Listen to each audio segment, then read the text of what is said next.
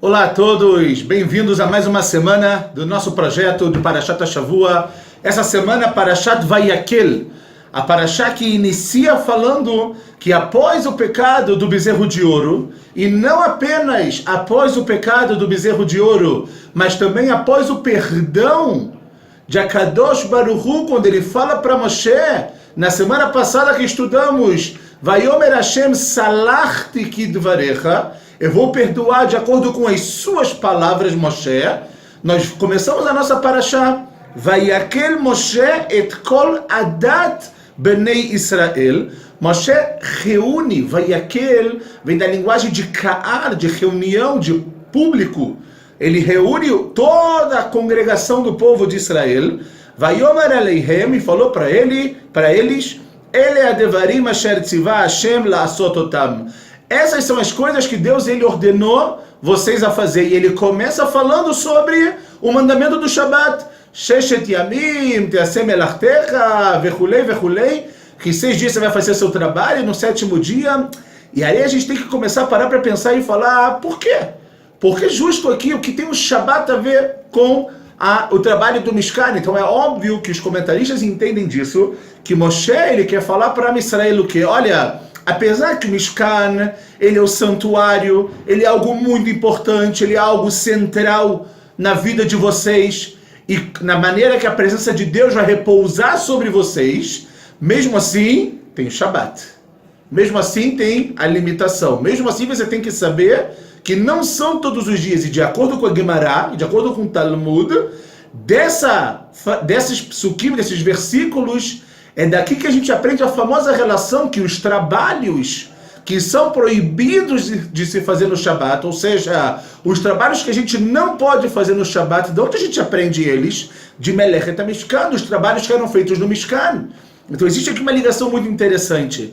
A grande ideia, pessoal, que Rashi, ele vem falar logo no início da nossa parashá, quando ele fala que vai aquele Moshe, que Moshe Rabbeinu ele reuniu, Rashi ele fala, Lemachorat Yom Kippurim.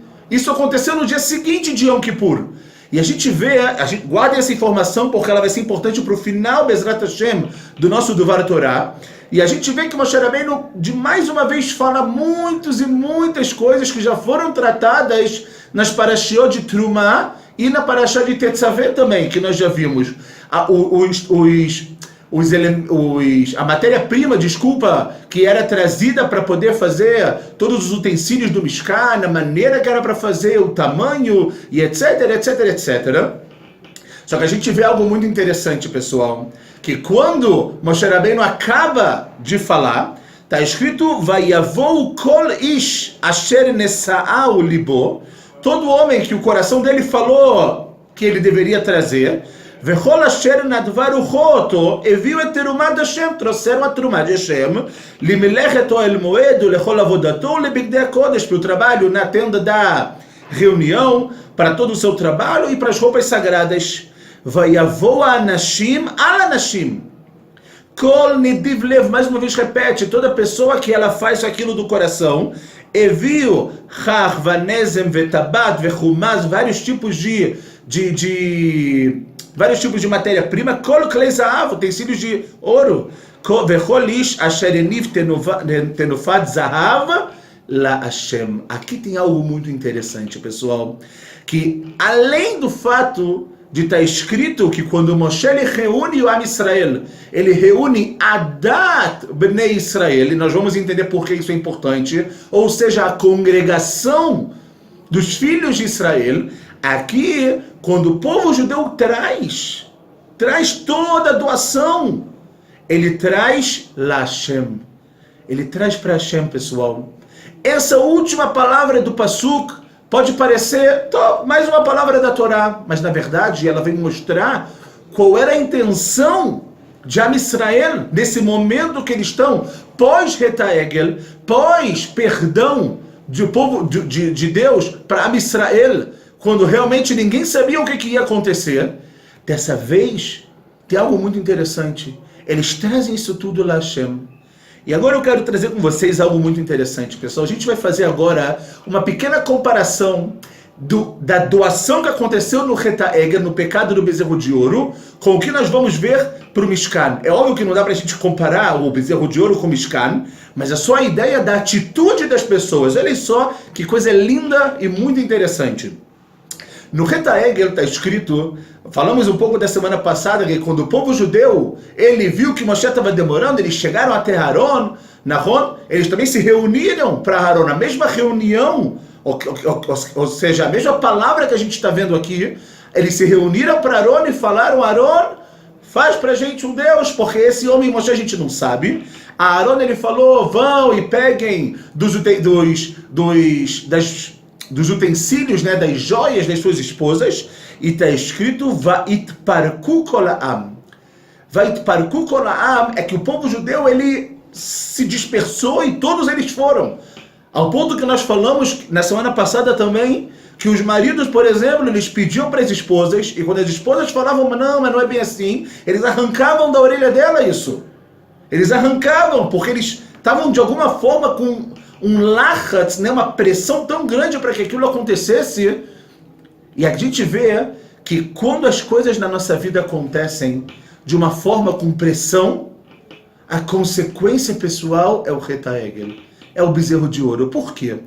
Porque naquele momento, falamos um pouco na semana passada, faltou para Am Israel savlanut, faltou paciência. E a gente sabe, de acordo com como a gente já falou com a opinião de Rashi, que o Mishkan ele vem justo para perdoar o pecado do bezerro de ouro. Então, se é assim, se no bezerro de ouro, quando eles olharam e viram que Moshe Rabbeinu não descia, eles falaram, e Aaron agora fala para eles, vão. Aaron, na verdade, ele quer atrasar aquele episódio, mas a gente sabe que no final ele não consegue, porque eles estão com tanta pressão, eles querem tanto fazer aquilo sem pensar, que essa falta de raciocínio, a falta de pensamento, leva o povo judeu, não todo o povo, nós sabemos disso, a uma atitude horrível, que é trazer uma doação, mas que essa doação no final vai se transformar em Chet HaEgel, no bezerro de ouro, pessoal. Porque quando a gente tem algo que a gente não pensa, ou quando nós agimos com o que nós chamamos de lachatz hevrati, a pressão social, a pressão do que as pessoas querem que a gente faça, e a gente não consegue pensar, não consegue ter, como a gente fala, um ishuv dat, a gente não consegue ter tranquilidade para pensar se aquilo é certo ou não, as consequências são o Chet HaEgel. As consequências vão trazer chas v'shalom, o bezerro de ouro, para a nossa vida particular, para a nossa vida de hoje, não apenas no que aconteceu. E olha que coisa interessante, pessoal. Am Israel, quando recebeu a ordem de Moshe no dia seguinte de Yom Kippur, eles tiveram tempo para tranquilidade. Cada um foi para sua casa, cada um deu benediv libo, de acordo com seu coração. Significa que aquilo não era um ato impensável. Aquilo não era algo que eles não estavam pensando, eles estavam apenas agindo e trazendo. Não! Eles não apenas estavam fazendo da melhor maneira, como eles estavam fazendo do coração e principalmente La Hashem. Tudo aquilo deles era para Hashem, pessoal. Tudo! E a gente vê que a mesma base, o mesmo conceito que nós estamos tentando trazer aqui, aconteceu com Avraham Avinu. Avraham Avinu, nós sabemos que o último teste de Avraham, o teste sem dúvida nenhuma mais difícil, porque ele teria que modificar a natureza dele para cumprir esse teste, já que a natureza de Avraham era bondade, e a Kadosh Baruch Hu pede para ele, Kach nait bincha et yechidecha asher ahavta et Yitzchak, pega o seu filho, o seu único que você ama, a Yitzchak, velech el eretz Moriah, e vai para a terra de Moriah, e etc., e você vai matar o seu filho lá. Você vai matar.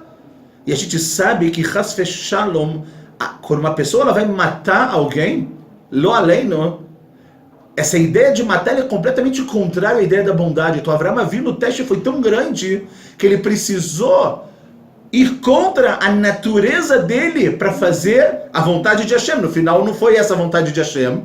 Aparece o anjo, fala para Avraham Avinu não colocar a mão no seu filho e etc. Toda a história que nós conhecemos. Só que olha que interessante, pessoal.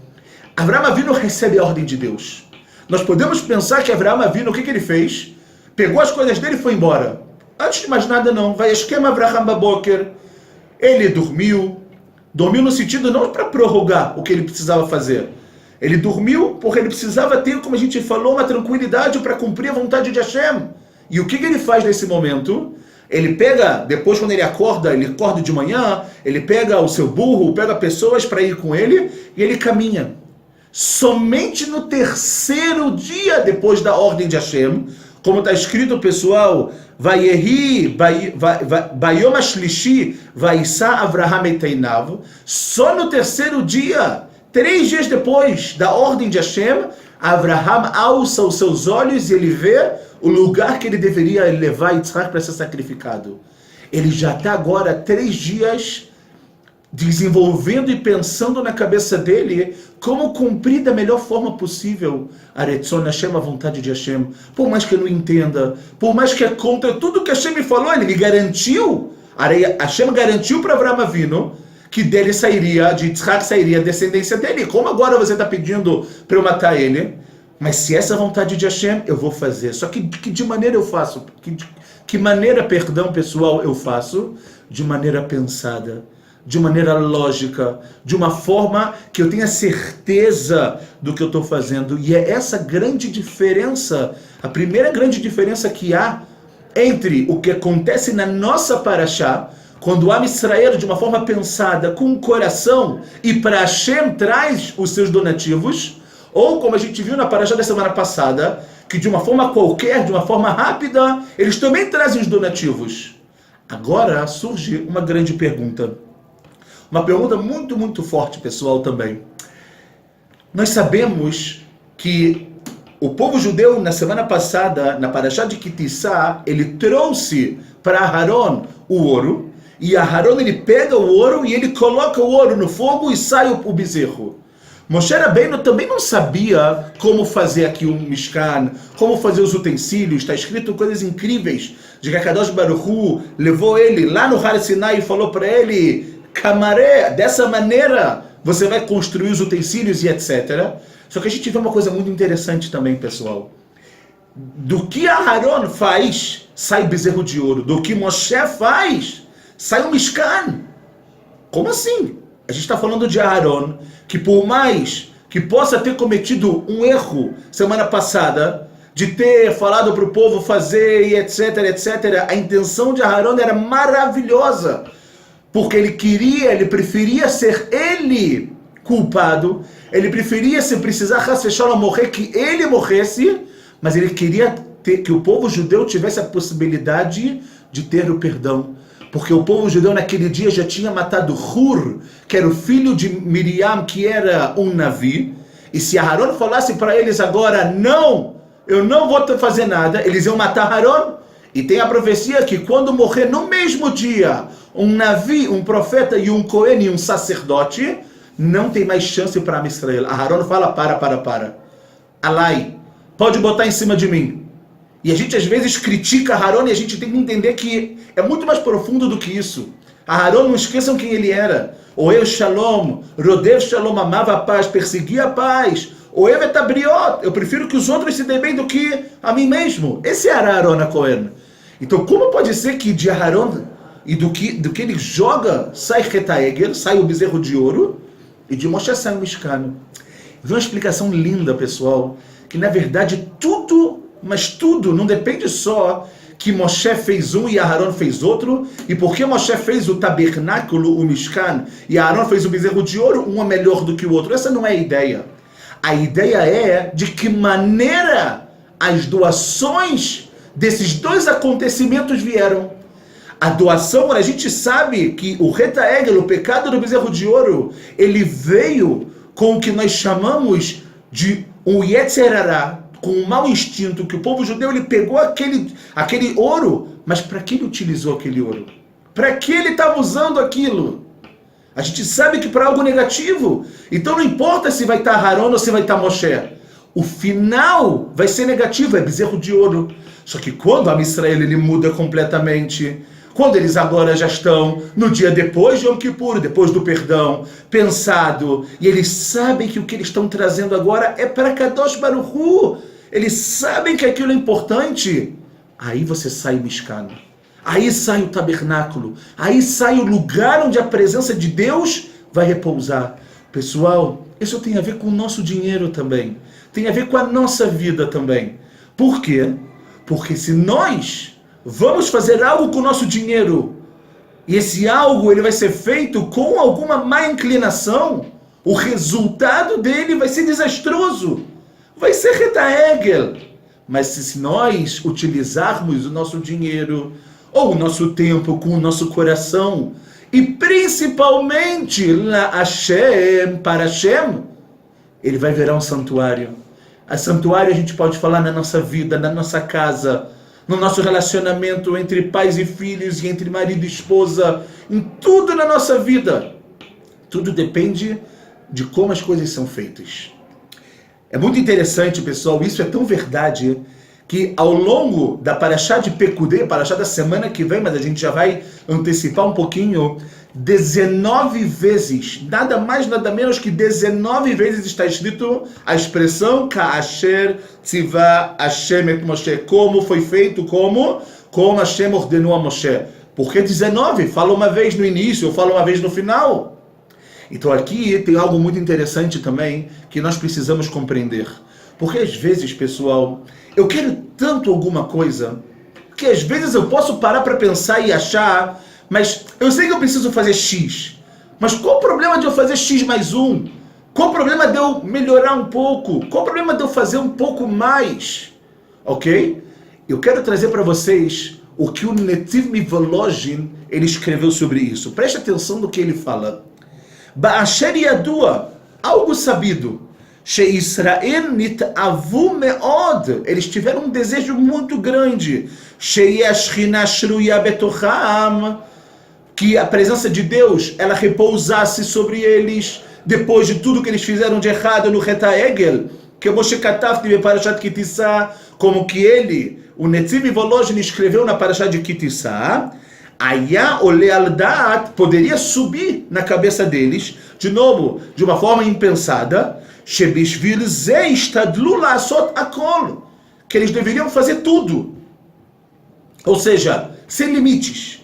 Mishum kach, é por isso, falou Netiv Mivolojin, Piresha Katuv, Shera Ka'asher Tzivah Hashem et Moshe Kenasu, que eles não fizeram tudo de qualquer forma, de uma forma completamente desordenada, desarrumada e impensada. Eles fizeram Ka'asher Tzivah Hashem. Se eu sei que o que eu estou fazendo é para o bem, se eu sei que o que eu estou fazendo é a vontade de Hashem, eu tenho que fazer Ka'asher Tzivah Hashem. Como Hashem ele está me pedindo.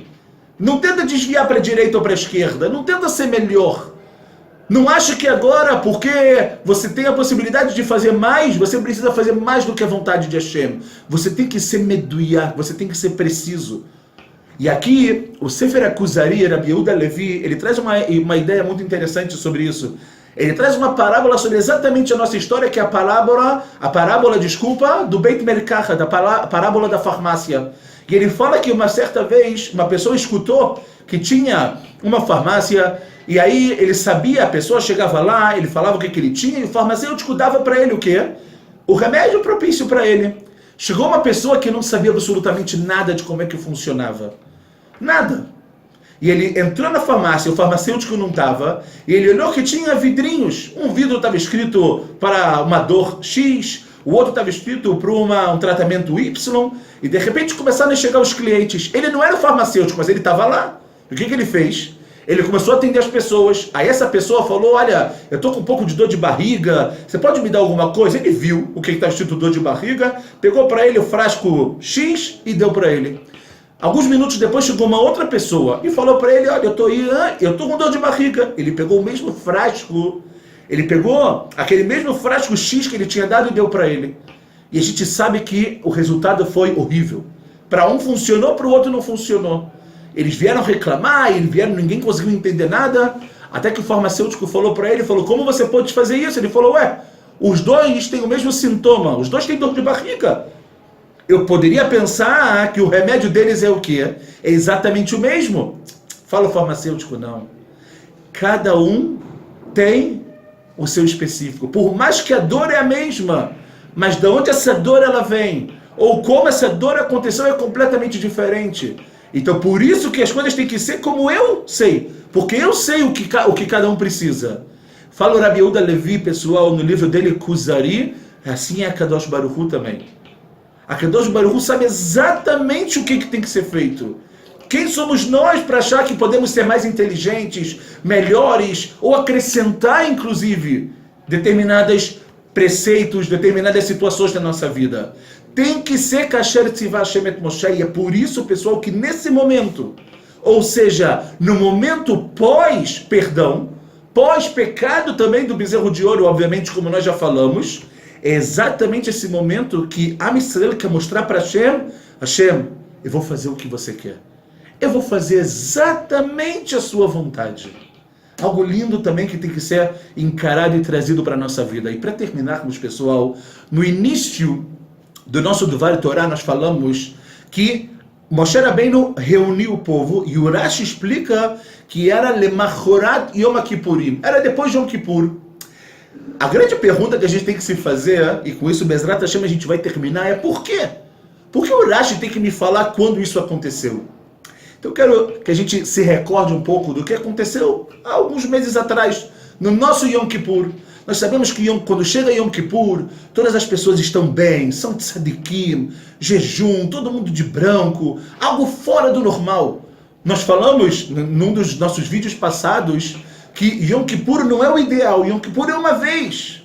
A ideia é você pegar toda a força que o Yom Kippur te mostrou que você tem e usar para a sua vida. Fala o Rashi, pessoal, quando ele trata que agora, justo depois do Yom Kippur, Am Yisrael continua com toda a motivação. Ele está falando, olha, o Yom Kippur deles, o perdão deles, não foi para aquele dia. Nós sabemos, as pessoas acabam Yom Kippur e um segundo depois já não querem mais saber. E um segundo depois, não são nada, e no dia seguinte, tudo aquilo que você prometeu, que talvez se você fosse acordar mais cedo para tefilar, você nem vai para tefilar, ou você nem reza Chas v'Shalom.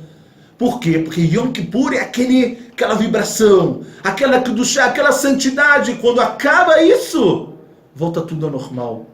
E é agora, quando volta ao normal, que você tem que mostrar quem você é. Fala o Rashi, pessoal, saibam, apesar do povo judeu ter chegado no fundo do poço, Retaegel, Hashem perdoou eles. A gente poderia pensar em quê?